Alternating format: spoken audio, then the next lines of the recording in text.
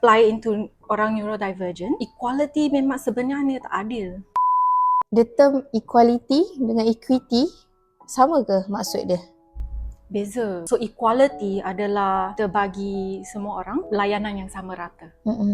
Equity pula kita bagi layanan yang mengikut individu lah dan cara otak orang berfungsi. So contohnya, if I bring it to physical, equality adalah saya bagi kasut saiz 7 kepada semua orang.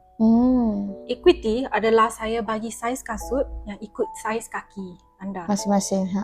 Apply into orang neurodivergent, equality memang sebenarnya tak adil. Kerana kita expect orang neurodivergent berfungsi sama dengan orang neurotypical dengan layanan yang sama.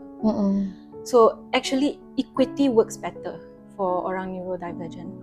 So everyone boleh menggunakan dan menyesuaikan environment ke atau cara-cara strategi ke untuk diri sendiri murid. Okay, contohlah yang katakan equity dekat sekolah untuk budak-budak neurodivergent. How would that look like? So for example, in sekolah, maybe one budak kan, they will benefit from structured schedules atau written instructions versus cikgu cakap saja.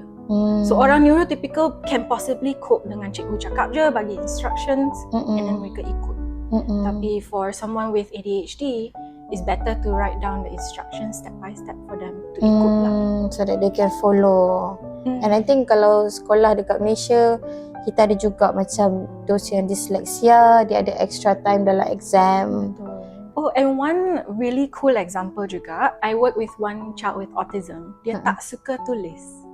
Tapi dia pandai. Dia when dia cakap, dia can tell you the whole essays and things like that. So another penyesuaian yang kita boleh buat adalah instead of writing, boleh dia type. I see. Writing jadi tak suka, but this kid can type and express apa dia. Correct. Okay. Yeah.